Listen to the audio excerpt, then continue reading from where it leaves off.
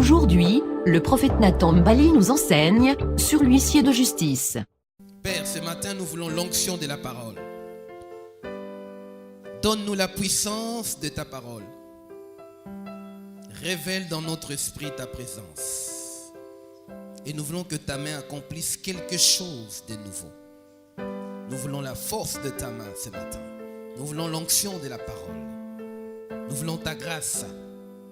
Dieu, je brise toute opposition devant ton peuple. Quelle que soit cette opposition, nous la détruisons au nom de Jésus-Christ.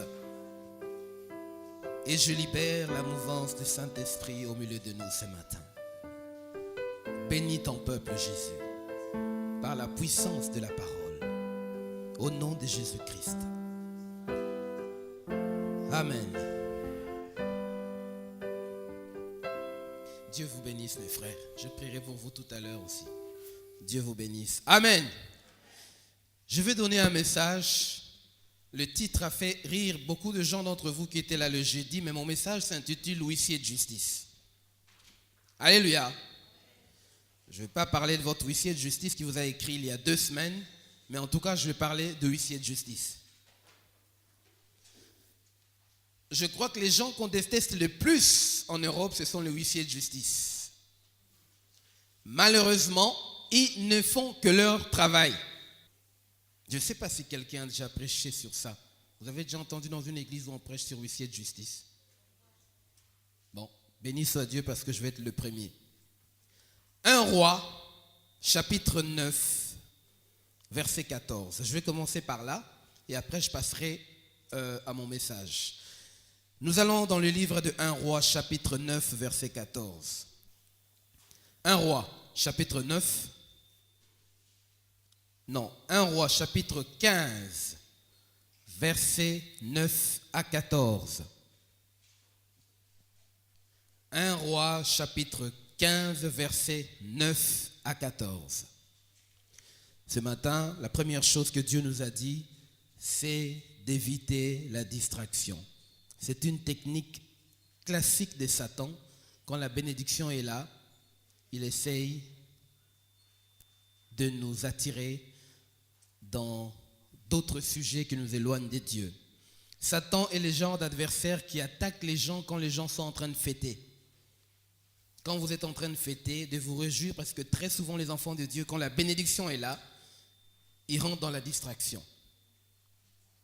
Amen. Quand le Seigneur me bénit, c'est en ce moment-là que je deviens prudent.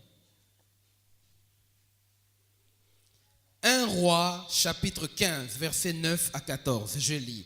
La 20e année de Jéroboam, roi d'Israël, Asa régna sur Juda. Il régna 41 ans à Jérusalem. Sa mère s'appelait Maaka, fille d'Abisalom. Asa fit ce qui est droit aux yeux de l'Éternel comme David son père.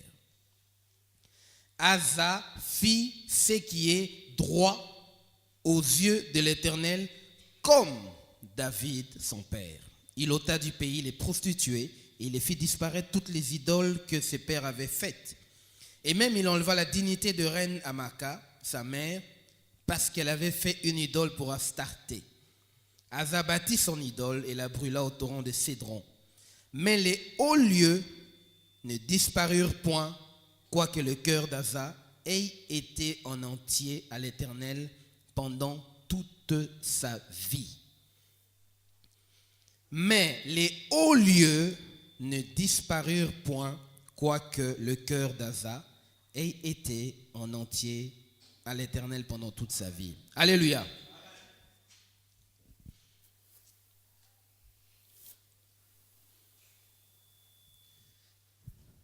Ce passage est très fort. C'est ici que je vais commencer le message. Ce n'est pas le texte principal, mais c'est mon introduction. Il s'agit d'Asa. Ceux qui ont été avec moi jeudi, nous avons vu cette partie. Je veux seulement brièvement vous parler de ça pour passer à mon texte. Suivez bien. Asa était l'un des meilleurs rois. Il régna sur Juda, plutôt. Et c'était l'un des meilleurs rois. La Bible dit qu'il fit ce qui est droit aux yeux de l'Éternel, comme David. L'expression qu'on a utilisée, cette comparaison comme David, c'est tout simplement parce que David était l'un des meilleurs serviteurs de tous les temps.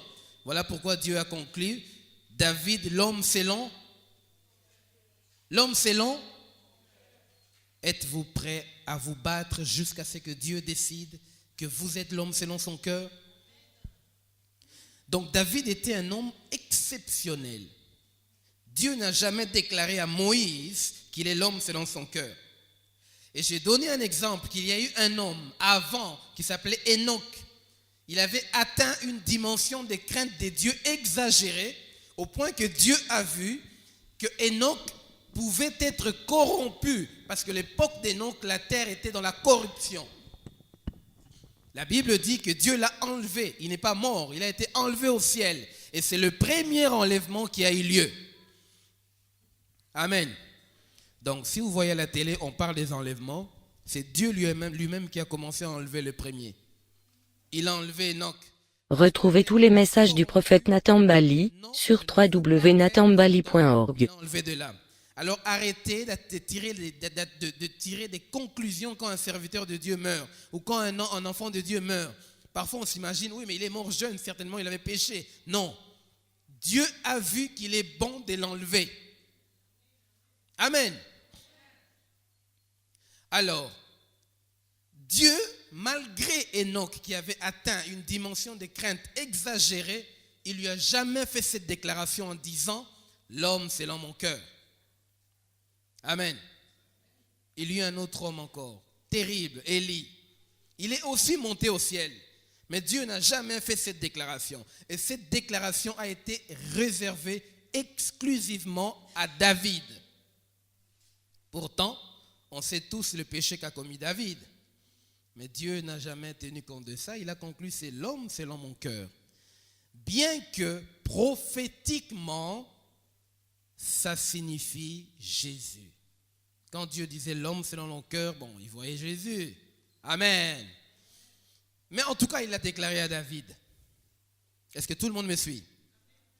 Et quand la Bible déclare que Asa a marché comme David, ça veut dire qu'il avait un cœur exceptionnel. Mais malgré tous ces éloges, Dieu, la Bible conclut dans le verset 14, mais les hauts lieux ne disparurent point, quoique le cœur d'Asa ait été en entier à l'Éternel. Amen. Il y a les hauts lieux, en anglais on appelle ça high places. Il y a aussi des hauts lieux où on va offrir le sacrifice à l'Éternel. Il y a des gens de l'époque qui offraient aussi le sacrifice dans des hauts lieux. Je ne sais pas comment vous expliquer prochainement, je vais vous montrer peut-être une sorte de photo. On allait dresser des autels et puis offrir le sacrifice. Mais il y a aussi des hauts lieux où on utilisait les idoles pour adorer d'autres dieux comme Astarté, ainsi de suite. Amen. Mais bien que cet homme a marché avec Dieu, là où on adorait les idoles, les lieux qu'on avait préparés pour sacrifier aux idoles, il ne les a pas fait disparaître. Amen. Il a enlevé les prostituées, il a enlevé beaucoup de choses, mais les hauts lieux ne disparurent point. Danger. Jésus a déclaré un jour que je vois le prince de ce monde venir, mais il n'y a rien de lui en moi. Est-ce que vous me suivez? Jésus disait que Satan n'a rien à me reprocher. Or, le haut lieu, c'est tout simplement tout ce qui vous attache à un péché quelconque, qui pourrait être un piège pour vous, qui pourrait vous faire pécher. Amen. Je vais donner un exemple que j'ai donné la fois passée. Quelqu'un qui vit dans le vol, un voleur, Il y a des gens qui viennent à l'église mais qui continuent à voler. Et qui parlent même en langue. Et parfois quand le Seigneur me montre, cet homme-là c'est un voleur. Je le regarde, chikapapapa. Mais j'ai appris à voir avec les yeux de Dieu. Quand Dieu me dit c'est mon serviteur, même s'il est en train de buter quelqu'un avec un flingue, ça c'est pas mon problème. Si Dieu me dit c'est mon oint, c'est mon oint. Amen. C'est comme ça que je vois les choses. Parce que je sais qu'un jour, il va être un oint. Amen. Dieu ne voit que la finalité de la chose. Amen. Nous autres, on n'aime pas tirer des points, mettre des points dans la vie des gens. J'ai vu tellement de choses. J'ai vu des gens que Dieu disait, c'est un sorcier, je vais les tuer. Après 30 minutes, quand il pleure, il s'est converti. Dieu te dit, c'est mon oint, je l'aime. Donc on a vu que Dieu, avec ses enfants, c'est comme l'homme et la femme. Ils vont se taper là et puis quand ils vont aller au lit, tout est fini. Et le matin, ils sont ensemble. Amen. Et vous qui avez fait votre petit commentaire avec votre bouche qui aime bien parler, vous allez rester dans la honte. Je vous déconseille d'entrer dans les couples des gens. Amen. Même nous, les hommes de Dieu, nous avons fait très attention pour mettre des points là-dedans. C'est un des domaines les plus dangereux où il ne faut pas fourrer son nez. Amen. Vous me comprenez? S'il y a des gens parmi nous qui aiment bien parler dans les couples des gens, arrêtez ces histoires-là. Laissez-le. Amen. Les hauts lieux, c'est comme l'exemple que je vous donne, un voleur. Il s'est converti. Il prie, il parle en langue, mais sauf que l'écran plasma qu'il a acheté, avec les faux chèques qu'il a volés, sont encore dans sa maison. Cet écran plasma constitue un haut lieu. Amen. Combien sont prêts à aller fouiller dans leur maison et jeter les hauts lieux? Un exemple, une femme adultère qui est mariée, mais qui trompe son mari. Et à l'extérieur, l'autre type avec qui il trompe son mari lui offre un bijou. Comme s'il s'agit de bijoux en diamant, bon, il les garde. Elle s'est convertie, elle se répand, Seigneur, pardonne-moi, mais elle garde quand même les bijoux. Ce sont des hauts lieux. Alors les hauts lieux, c'est tout ce qui peut vous rattacher de l'autre côté. Quel haut lieu vous avez encore chez vous? Il y a des gens que j'ai vus qui se sont convertis, mais ils ont encore les petits bracelets que la grand-mère avait donnés depuis les temps passés qui apportent la chance, soi-disant.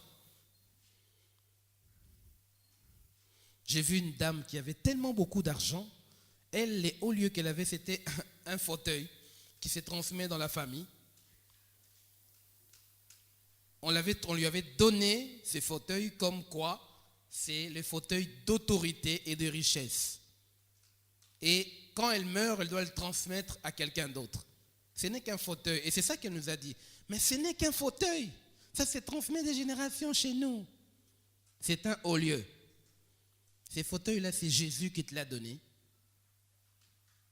Amen. Est-ce que vous comprenez les hauts lieux?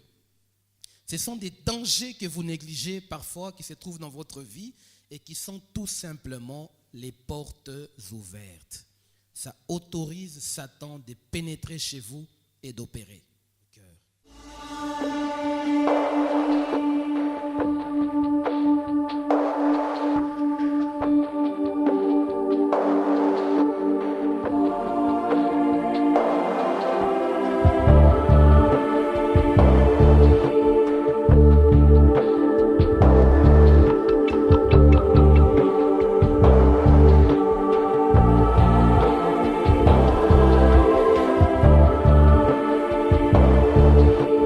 Retrouvez tous les messages du prophète Nathan Mbali sur www.nathanmbali.org.